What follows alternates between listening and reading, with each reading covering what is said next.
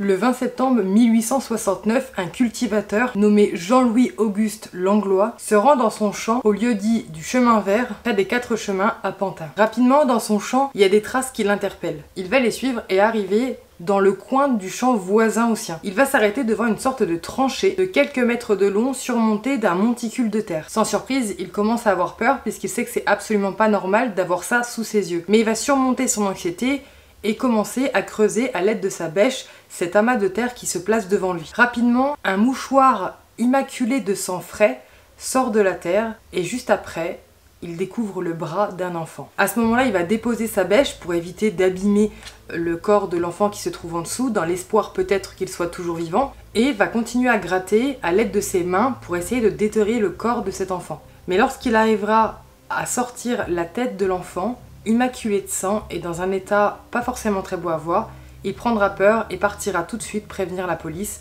puisqu'il s'agit effectivement d'un homicide. Mais avant de passer à l'histoire, bonjour à tous et bienvenue sur ma chaîne, j'espère que vous allez bien. Ici on parle de faits divers et de plein d'autres choses. L'histoire du jour est l'une des histoires françaises les plus connues puisque c'est celle qui a engendré la médiatisation des affaires criminelles. En tout cas en France, ça a été la première à être médiatisée, en tout cas durant l'enquête. La plupart du temps les médias, on y reviendra après, mais les médias parlaient principalement des procès, mais pas des affaires en général, le temps de l'enquête. Donc c'est pour ça qu'elle a autant marqué et aussi évidemment par l'atrocité des faits et surtout le motif. N'hésitez pas à interagir avec la vidéo si elle vous a plu, à laisser un commentaire sous celle-ci et surtout à vous abonner, c'est hyper important pour faire grandir la chaîne. N'oubliez pas d'aller faire un petit tour sur ma boutique en ligne, le lien est dans ma description si vous avez envie de vous faire plaisir, mais également si vous avez envie de me soutenir, c'est le meilleur moyen en tout cas. Mais sur ce, installez-vous confortablement et c'est parti pour l'histoire du jour.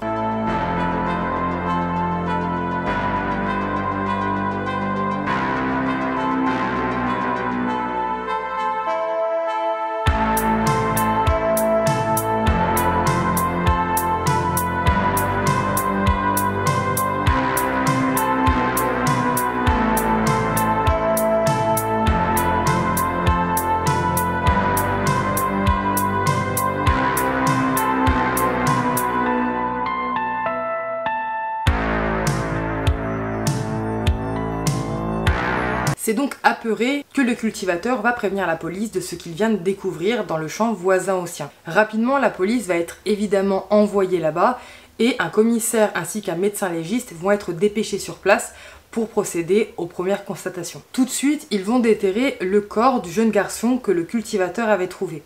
Mais l'horreur ne s'arrête pas là. Plus les gendarmes creusent et plus ils découvrent une scène atroce. Le jeune garçon enterré là n'était pas seul, il était accompagné de 5 membres de sa famille. Dans cette fosse sauvage où s'est déroulée l'horreur, on va retrouver une fillette de 2 ans, une mère adulte qui d'ailleurs était enceinte de 7 mois à ce moment-là, ainsi que 4 jeunes garçons âgés de 8, 10, 13 et 16 ans. Les corps sont en mauvais état et surtout laissent paraître l'horreur de leur fin, l'horreur de leur tragique décès. Leur visage est partiellement décomposé, les yeux sortent des orbites, la plus jeune a les intestins transpercés et la plupart ont été égorgés ou alors étranglés et ont eu des coups tous quasiment au niveau de la tête, certainement faits avec une pelle qui d'ailleurs sera retrouvée dans le trou ainsi qu'une corde. C'est à ce moment-là, après la découverte justement de ce charnier, si on peut dire ça, que les médias vont commencer à s'intéresser à cette affaire.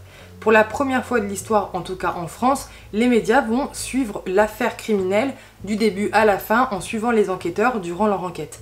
Mais également en dévoilant au public des choses qu'on n'a pas forcément envie de voir. Je vous les affiche, vous allez les voir passer tout au long de la vidéo, il y a énormément d'articles à ce moment-là d'époque, mais ils vont également, et je sais pas si je vais pouvoir vous le mettre, mais ils ont fait également des unes de pages, donc de journaux, avec les dessins des corps des victimes, avec leurs blessures, et très clairement en fait, ils montraient le corps des victimes dans les journaux, chose qu'aujourd'hui on ne pourrait pas faire, mais en tout cas à l'époque ils l'ont fait sans problème. Évidemment l'enquête se met à démarrer et sera menée par le chef de la police de sûreté qui était en place de 1869 à 1875, Antoine Claude, celui qui va mener cette enquête d'une main de maître et surtout pour l'époque l'enquête sera irréprochable. Première chose à faire, c'est évidemment d'identifier les victimes, chose qui sera assez rapide et facile puisque les vêtements que portaient les victimes étaient étiquetés à leur nom et étiquetés en fait à un tailleur à Roubaix qui a habillé entièrement toute la famille. La famille présente dans le charnier s'appelle la famille Quinck. Dans le charnier, on va retrouver Hortense, la mère, les 4 garçons, Alfred, Achille, Henri et Émile, et la plus jeune des filles, Marie, âgée seulement de 2 ans. À ce moment-là, pour les enquêteurs, c'est assez évident, et je pense que dans beaucoup d'affaires, on s'oriente comme ça, et c'est d'ailleurs souvent le cas.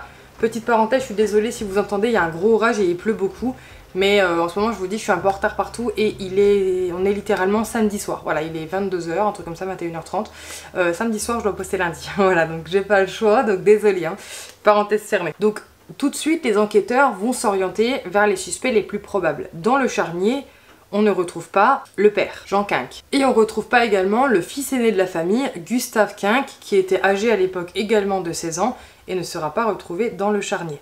Donc les enquêteurs supposent tout de suite que le mari a certainement dû se débarrasser de toute sa famille, soit avec son aîné également, soit avec complicité de son aîné. Le 21 septembre 1869, le lendemain de la macabre découverte, les enquêteurs retrouvent le cocher qui a emmené la famille, donc la mère et ses enfants, de la gare du Nord à Paris jusqu'au champ où ils ont été retrouvés. Et selon le témoignage de ce cocher, la famille n'était pas seule dans le voyage, elle était accompagnée d'un homme qui avait comme papier d'identité Jean Quinck. Donc là tout de suite la police se dit qu'effectivement leurs soupçons étaient fondés. Le problème c'est que le cocher va décrire cet homme.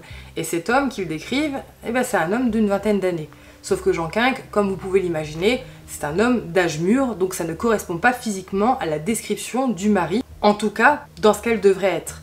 Donc à ce moment-là, les enquêteurs comprennent que l'homme qui était présent dans la calèche est potentiellement mêlé au meurtre. Dans cette affaire, les choses s'enchaînent extrêmement rapidement, vous allez le constater, et le surlendemain de la macabre découverte, le 22 septembre, un simple contrôle d'identité, un banal contrôle de routine sur le port du Havre est mené par les gendarmes. Ce contrôle de routine n'a aucun rapport avec l'enquête en cours du meurtre de la famille Quinck, mais va permettre justement d'attraper un suspect. Les gendarmes vont tomber sur un jeune mécanicien qui souhaite embarquer sur un bateau pour partir vers l'Amérique. Mais en voyant la police, l'homme tente de s'enfuir en se jetant littéralement à l'eau. Il sera vite rattrapé par les gendarmes et les gendarmes vont le remonter, le ramener sur la terre ferme et procéder au contrôle d'identité. Sur ces papiers figure le nom de Jean Quinck, le fameux suspect principal qui est tant recherché et surtout introuvable. Évidemment, les gendarmes sont au courant de ce fait divers, donc font tout de suite le lien. Sur l'homme, on va retrouver également la montre de Jean Quinck et également quelques affaires appartenant à la famille Quinck. Quand les gendarmes insistent pour avoir l'identité de l'homme, celui-ci ne rechigne pas et finit par leur donner son vrai nom. Il s'agit de Jean-Baptiste Tropman. À ce moment-là, il affirme effectivement connaître la famille Quinck. Mais évidemment, il va nier toute implication dans le meurtre qui s'est déroulé peu de temps avant. Il va affirmer aux gendarmes qu'il est présent ici parce qu'il attend justement Jean Quinck qui doit le rejoindre pour que tous les deux prennent le bateau et partent en Amérique parce que Jean Quinck veut fuir sa femme qui est infidèle. À ce moment-là, la police a donc 3 suspects en tête. Jean Quinck, le père de famille, Gustave Quinck, l'aîné de la famille, mais également Jean-Baptiste Tropman, qui a les affaires du père et semble relié à l'affaire, puisqu'il était évidemment présent le soir où la famille a été assassinée, et surtout, c'est la seule personne qu'on a vue les accompagner. Jean-Baptiste va être emmené en salle d'interrogatoire, mené par Antoine Claude, et tout de suite, Jean-Baptiste va dire qu'effectivement, il était présent lors du massacre. Mais ce n'est pas lui l'investigateur. Lui, il était simplement présent en tant que témoin. C'est bien Jean Quinck ainsi que Gustave Quinck qui ont assassiné leur famille. Gustave n'a fait qu'aider son père. Il va maintenir cette version pendant plusieurs jours jusqu'à ce qu'il y ait un petit problème dans l'équation. Le 26 septembre 1869, un garçon boucher va découvrir le corps de Gustave Quinck. Et oui, le jeune garçon est dans un sale état, le jeune garçon est complètement mutilé au couteau, preuve d'un acharnement assez intense sur le jeune homme. La famille, c'était déjà quelque chose et très violent, mais le jeune homme c'est encore pire. Jean-Baptiste ne se dégonfle pas en apprenant la nouvelle et va dire que c'est peut-être logique puisque Jean a dû vouloir se débarrasser d'un témoin gênant. Et presque il va dire au policier qu'il a peur pour sa sécurité puisque il fait partie également des témoins gênants. Le problème c'est que l'instruction commence effectivement à soupçonner fortement Jean-Baptiste Tropman. Son histoire est bancale à souhait et surtout il n'a pas de réel alibi, il bégaye un petit peu quand même dans ce qu'il dit, donc il pense qu'il est lié à ça. mais ils ont aucune preuve. À ce moment-là, Antoine Claude, donc le chef de la brigade et qui dirige l'enquête, va remonter tout doucement la chronologie des meurtres et tout ce qu'ils ont fait, voilà, les jours, les semaines, les mois avant, histoire de comprendre ce qu'il s'est passé, mais également de comprendre en quoi Jean-Baptiste Tropman est lié à tout ça. Qui était-il pour la famille? Et lui, dans sa cellule, Jean-Baptiste ne cesse de dire qu'il était présent, mais qu'il était là en simple témoin et qu'il était obligé d'y rester, par peur pour sa sécurité. Et à ce moment-là, Antoine va tenter un coup de poker. Un coup de poker qui va s'avérer gagnant, mais un coup de poker quand même. Il va dire à Jean-Baptiste Tropman qu'ils ont retrouvé le corps de Gustave, donc ça, il va se dire que c'est, voilà, le père a voulu se débarrasser d'un témoin gênant, mais il va dire qu'ils ont également retrouvé le corps de Jean Quinque. Parce que s'ils retrouvent le corps de Jean Quinque, et bien là, il ne reste plus qu'une personne. Jean-Baptiste Tropman. C'est un coup de poker parce que si l'auteur des faits était réellement Jean Quinque, ça aurait rien donné. Mais au moins, ça aurait prouvé que potentiellement, Jean-Baptiste disait la vérité. Sauf que là, quand il apprend ça, Jean-Baptiste craque et avoue tout. Et donc le 12 novembre 1869, Jean-Baptiste Tropman passe aux aveux et va d'ailleurs indiquer l'emplacement exact où se trouve le corps de Jean Quinque, qui n'était pas au même endroit. Et d'ailleurs, son corps va être retrouvé le 25 novembre 1869 dans les ruines du château de Herrenfluch, dans les Vosges. Mais qu'est-ce qui s'est passé? Qu'est-ce qui s'est passé dans cette famille pour en arriver à ce qu'on la décime entièrement? On parle de tous les enfants, la femme et le mari. Jean-Baptiste Tropman a bien une raison pour cela. Et il va tout expliquer aux enquêteurs. Mais déjà, qui est Jean-Baptiste Tropman? Et en vous expliquant qui il est, nous allons remonter le fil et vous allez évidemment tout comprendre. Jean-Baptiste Tropman est né le 5 octobre 1849 à Brunsslat, dans le Haut-Rhin. Vers 11 ans, ses parents vont déménager et s'installer à Cernay, près de Thann, également dans le Haut-Rhin. Il est décrit d'apparence plutôt mince, intelligent mais introverti, et ayant une très grande ambition. Son père d'ailleurs tient un atelier de fabrication et lui, Jean-Baptiste, va travailler dans son atelier de fabrication et en fait son père, donc il est chef d'entreprise puisqu'il a sa propre compagnie, Trossmann et Cambly, une entreprise plutôt prospère. Son père est un inventeur de génie qui détient à son actif plusieurs brevets, donc vraiment à ce moment-là, il faut savoir que Jean-Baptiste a clairement sa vie toute tracée. Son destin, c'est de reprendre l'entreprise de son père et en attendant de jouer le commercial et de pouvoir vendre les inventions de son père un peu partout. Mais le problème, c'est l'alcool. Son père va tomber dans l'alcool et va commencer à dilapider la fortune familiale, mais également mettre en péril l'entreprise familiale. Et pour Jean-Baptiste, qui rêve de grandeur et d'argent à ne plus savoir quoi en faire, c'est un problème. Parce que Jean-Baptiste, il est complètement obsédé par l'argent. Il dira très souvent qu'il se voit millionnaire, milliardaire plus tard. Vraiment, il agit comme s'il les avait déjà. On pourrait parler de manifestation à l'époque, on connaissait pas trop. Mais vraiment, c'était vraiment très obsessionnel. Et d'ailleurs, il dira souvent, je cite, « Je ferai quelque chose qui étonnera le monde ». Oui, tu resteras dans les annales, Jean-Baptiste, mais pas pour les raisons que tu crois. Vers fin 1868, il va partir vers la capitale, donc Paris, pour installer une machine vendue par son père. Il va s'installer dans un logement à Pantin, aux 4 chemins, et va y rester jusqu'à peu près mai 1869. Après, il va partir sur Roubaix, pour les mêmes raisons qu'il est parti à Paris, installer une machine qui a vendu son père, et c'est à ce moment-là qu'il va faire la rencontre d'une famille influente dans la région et une famille que vous connaissez, la famille Quinque. À ce moment-là, Jean-Baptiste, il est âgé d'une vingtaine d'années et il est complètement fasciné par le personnage qui est Jean Quinque. Un homme d'affaires qui a réussi, qui a une entreprise dans la filature et surtout qui l'a fait prospérer. Il n'a pas de problème d'alcool et il a un parcours incroyable. Il est passé de ouvrier, en fait il était tout en bas de l'échelle et doucement il a monté les échelons jusqu'à avoir sa firme et pouvoir gagner beaucoup d'argent. Tout de suite les deux hommes s'entendent très bien. Ils sont tous les deux animés par des envies plus ou moins reliées mais chacun avec une finalité différente. Jean Quinque, son rêve c'est de mettre suffisamment d'argent de côté et d'avoir suffisamment d'argent pour pouvoir emmener sa famille à la retraite dans son pays natal. Pour Jean-Baptiste, c'est différent, bien qu'il parle aussi d'argent, son rêve c'est d'avoir beaucoup d'argent. Mais le problème, c'est qu'en voyant le parcours de Jean Quinque, eh bien, ça l'énerve un peu. Parce que lui, il n'a pas envie que ça mette autant de temps à devenir riche. Donc, c'est hors de question qu'il prenne tout ce temps-là pour gagner de l'argent. Il veut que ça aille beaucoup plus vite. À ce moment-là, leur amitié, elle était souvent regardée un peu bizarrement, parce que bon, faut se dire, Jean-Baptiste, c'est un homme de la vingtaine, et Jean Quinque, c'est un homme d'âge mûr, businessman, enfin, les deux, c'est deux opposés.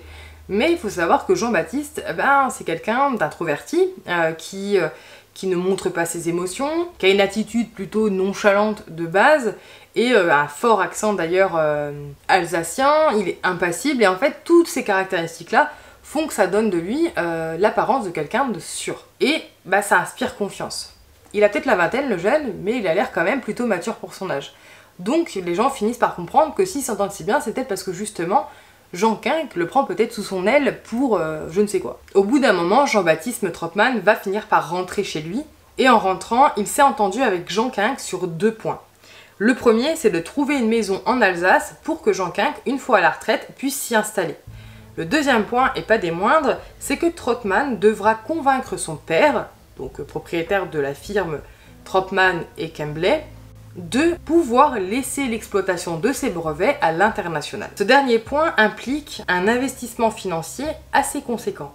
Mais Tropman va dire à Jean Quinck qui s'occupe de tout et qui trouvera les fonds nécessaires pour démarrer ça et qu'il le prendra en associé. Sans lui dire qu'entre autres il sera le principal créancier. Mais bon, ça c'est encore autre chose. C'est à peine une semaine plus tard que Jean Quinck va dire à sa femme qu'il part en voyage d'affaires. Et il part en Alsace. Le 24 août 1869, Jean Quinck arrive à la gare de Bollwiller où Jean-Baptiste Tropman l'attend de pied ferme. Jean-Baptiste va lui proposer d'aller faire un tour dans la montagne du Pfalz, je suis désolée si je le prononce mal, pour aller visiter une fabrique de fausses monnaies. Jean accepte, pourquoi pas. Mais à ce moment-là, Jean-Baptiste il a un autre plan en tête, beaucoup plus macabre. Pendant la randonnée, jusqu'à la montée, jusqu'à la soi-disant fabrique de fausses monnaies, Jean-Baptiste va tendre une gourde à Jean Quinck pour qu'il puisse se désaltérer. Quand Jean Quinck va boire, il n'aura aucune conscience que le breuvage que Jean-Baptiste vient de lui donner est un breuvage mortel contenant du cyanure. Et très rapidement, Jean va s'effondrer sur le sol, mort. Et là, vous allez me dire, mais pourquoi? Pourquoi il l'a tué? Eh bien parce qu'en fait, Jean-Baptiste, avide d'argent, avait demandé à Jean Quinck, en venant le rejoindre en Alsace, de prendre avec lui la somme de 5500 francs pour justement leurs investissements. Il a prévu de le tuer pour le dépouiller, tout simplement. Donc, une fois sa sombre besogne effectuée, il va se mettre à fouiller le corps de Jean pour retrouver ces fameux 5500 francs. Et là, ça se passe pas comme prévu. Jean est un homme prévoyant. C'est un homme d'affaires redoutable et surtout il a l'habitude, donc il avait pris ses précautions et n'avait pas pris cette somme sur lui. Évidemment, ça fait enrager Jean-Baptiste, mais pas grave, il passera au plan B. Il va quand même récupérer les papiers d'identité de Jean Quinck, ainsi que 2 chèques et sa montre. C'est d'ailleurs pour ça qu'on va retrouver les papiers d'identité de Jean sur lui. Maintenant, il va falloir récupérer cet argent. Et pour cela, il a évidemment tout prévu. Il va envoyer une lettre manuscrite à l'épouse de Jean Quinck, Hortense, en faisant croire que c'est normal que l'écriture tu la reconnaisses pas, parce qu'en fait Jean a mal au poignet, ne peut pas écrire et me dicte ce que je dois dire. Dans cette lettre, Jean, du coup, demande à Hortense d'aller à la banque et de retirer 5500 francs en espèces et de lui expédier l'argent vers la poste de Guebwiller. Aujourd'hui, évidemment, un truc comme ça, on se dirait que c'est bien trop gros, ça sent l'arnaque, c'est très bizarre. Bon, on n'avait pas les téléphones pour prévenir, etc., c'est un peu plus compliqué. Mais à l'époque, c'est différent. C'est-à-dire que sa femme n'était absolument pas au courant des transactions que son mari faisait dans son business. Donc, bah écoutez, elle s'exécute, son mari demande, elle le fait. Le jour J, jour de la réception, Tropman est content de son coup, il est sûr d'avoir réussi, et se pointe à la poste pour récupérer ses 5500 francs. Il va au guichet et le postier lui demande carte d'identité pour pouvoir récupérer les fonds. Il lui présente la carte d'identité de Jean Quinck. Le problème c'est que le postier, encore une fois, c'est bizarre, le Jean Quinck, il est censé avoir un certain âge et la personne devant elle a 20 ans. Donc il se rend bien compte que c'est pas ses papiers. Donc il refuse à Jean-Baptiste d'avoir accès à cet argent. Ça l'énerve. Deuxième fois qu'il foire son coup, c'est quand même pas bol. À ce moment-là, il peut pas abandonner, c'est mort, de toute façon, il a que ça en tête, cette somme d'argent l'omnubile, et du coup, va chercher un autre plan. Et il va se rabattre sur le fils aîné, Gustave Quinck, qui est âgé à l'époque de 16 ans. Jean-Baptiste Tropman va s'installer à Paris pendant ce temps-là et envoyer une lettre, toujours soi-disant écrite par Jean Quinck, à la famille Quinck. Il va demander à ce que Gustave se rende à Guebwiller pour récupérer ces fameux 5500 francs à la poste avec des papiers de procuration. Et une fois qu'il aura récupéré l'argent, il devra partir à Paris, rejoindre son père pour lui donner cette somme. Faut savoir qu'à ce moment-là, dans les courriers que Jean-Baptiste Tropman a envoyés à Hortense Quinck, eh bien, sous évidemment anonymat, puisque pour eux c'est Jean qui écrit, eh bien ils s'ultra-valorisent. C'est-à-dire que Quand Hortense lit les lettres, eh bien elle voit que son mari dans les lettres décrit Jean-Baptiste comme quelqu'un de sérieux, qui lui fait gagner beaucoup d'argent, qu'il est génial, vraiment elle est ultra valorisant. Ce qui fait qu'en fait Jean-Baptiste Troppmann se retrouve en fait un homme de confiance dans la famille, et ça va lui servir évidemment pour de la manipulation et beaucoup plus malheureusement. C'est le 5 septembre que Gustave va arriver justement dans la ville de Guebwiller. Le problème c'est que c'est un jeune garçon de 16 ans qui a la tête en l'air et dans la précipitation de son départ a oublié les papiers de procuration pour récupérer l'argent. Et oui, tous les plans foirent les uns après les autres. Et à ce moment-là, eh bien tant pis, c'est pas grave, il ira plus tard, voilà, de toute façon il rejoint son père, il lui expliquera quoi. Donc il prend le train pour partir à Paris et rejoindre son père. Sans surprise, à la gare, c'est Jean-Baptiste Troppmann qui attend l'arrivée de Gustave de pied ferme, puisque pour lui, il va arriver avec sa thune. Il sait pas encore qu'il l'a pas. Donc première chose qu'il va demander à Gustave, c'est « Ah c'est bien, bon voyage, t'as l'argent de ton père parce qu'il l'attend et tout ». Et à ce moment-là, Gustave va lui expliquer que non, en fait il a oublié les papiers de procuration, mais c'est pas grave, il vient là, puis ensuite il ira les chercher plus tard, voilà. Là c'est vraiment genre une colère noire qui émane de Jean-Baptiste, mais il maintient ses émotions pour pas que ça se voit, bien qu'en lui ça le ronge au plus profond. Et il va dire, ok, pas de soucis, viens Gustave, on va aller voir ton père. Et une fois à l'abri des regards, là où il n'y aura plus de témoins, Jean-Baptiste va littéralement se jeter sur le pauvre garçon âgé seulement de 16 ans et se défouler, se déchaîner dessus avec un couteau. Il va le déchiqueter littéralement et c'est pour ça que son cadavre soit retrouvé de façon horrible et plus violente, avec une mort plus violente que le reste de sa famille, parce qu'à ce moment-là, c'était littéralement la 3e fois que Jean-Baptiste Troppmann, son plan échouait. Et il a fait ressortir toute la rage qu'il avait en lui. Et à ce moment-là, il était déjà à 2 victimes. Mais juste avant de tuer Gustave, il va lui demander d'envoyer un télégramme à sa mère. Une fois qu'il a su qu'il n'avait pas l'argent, il a dit « envoie un télégramme à ta mère tout de suite vu qu'on est à côté, et tu dis à ta mère de nous rejoindre à Paris avec tous les papiers justement nécessaires, les procurations, tout ça, pour l'argent, et puis comme ça elle verra Jean, il a envie de la voir, dis-lui de venir. » Ensuite, vous savez la suite pour Gustave. Une fois qu'elle reçoit la lettre, Hortense, aucun problème, son mari veut qu'elle vienne, elle va venir, elle prend les papiers, elle emmène toute sa petite famille, hormis le petit dernier qui va être resté gardé par une nounou, mais sinon, voilà, elle embarque ses enfants, elle prend le train et c'est parti quoi, elle va rejoindre son mari, trop cool, ça lui fait un petit voyage. Pour les enfants aussi, c'est génial, ils vont pouvoir profiter, voilà, de voyager en fait, trop bien. Une fois qu'elle arrive à destination, comme d'habitude, c'est Jean-Baptiste Troppmann qui va les attendre à la gare. C'est un homme de confiance maintenant, donc il y a pas du tout à se méfier, elle se demande même pas pourquoi c'est pas son mari qui vient la chercher, c'est un homme occupé de base, donc pas grave quoi, on va le rejoindre. Et Jean-Baptiste va dire viens, je vous emmène, on va le rejoindre, il habite un peu plus loin, du côté de Pantin, on y va. Donc du coup ils prennent une calèche, et puis tout le long de la route, voilà, ils meublent, il n'y a pas une minute où on pourrait croire qu'il ment ou qu'il y a un traquenard derrière, vraiment comme si de rien n'était. La calèche finit par s'arrêter devant une sorte de champ. La famille descend avec Jean-Baptiste. Jean-Baptiste les fait suivre, leur dit de venir, voilà, je vous emmène. Puis vous marchez comme ça dans le champ jusqu'à ce que la calèche s'éloigne et qu'il n'y ait plus de témoins. Et à ce moment-là, il va se jeter sur la famille. Donc tous les enfants, donc il y avait 5 enfants présents et la mère. Il va égorger la mère ainsi que les 3 plus jeunes enfants pour étrangler les 2 derniers enfants et finir par prendre une pelle et tous les achever à coups de pelle. Et ensuite il va les jeter dans un trou, une sorte de faute qu'il avait creusé préalablement sûrement ou après les meurtres. J'ai pas trouvé l'information. Et il faut savoir que quand il va reboucher le trou, il y en a qui seront enterrés vivants. Ça sera vu en autopsie, il y en a qui étaient encore vivants quand il l'a recouvert de terre. Donc là on repasse un bond dans le temps et on se retrouve dans la salle d'interrogatoire avec Antoine Claude et Jean-Baptiste Troppmann qui vient de terminer ses aveux et de raconter justement toute l'histoire et un peu le pourquoi du comment. Quand il a tué la famille, il a récupéré les papiers de procuration de la mère et voulait tenter d'aller chercher l'argent. Quand il a vu que le corps ont été découverts littéralement le lendemain, il n'a pas eu le temps d'y aller et a décidé de partir pour quitter le pays et de partir au Havre pour prendre un bateau pour l'Amérique. Pas de chance, il s'est fait avoir.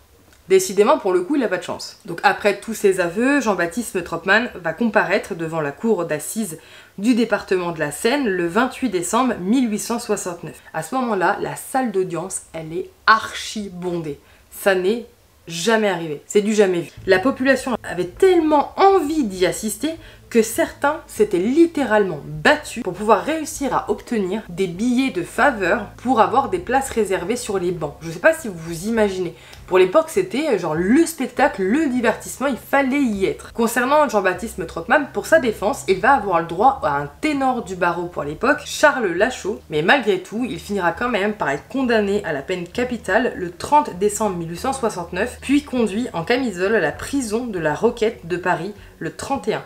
Parce qu'effectivement, l'épreuve était quand même accablante et on avait ses aveux complets, et en plus, même s'il voulait se rétracter par la suite, admettons, il a quand même indiqué l'emplacement du corps exact du père. Donc à partir de là, t'as plus le choix, t'es coupable. Il va quand même tenter avec son avocat un recours et une demande de pourvoi en cassation, mais les deux vont être refusés, tout simplement. Et c'est le 19 janvier 1870 que Jean-Baptiste Tropman va être conduit devant l'échafaud. Le visage est méconnaissable, il semble avoir pris une trentaine d'années pendant ces quelques jours d'enfermement. Comme pour le procès, la population se bouscule pour y assister et être au premier rang pour pouvoir voir cet homme se faire décapité. Voilà.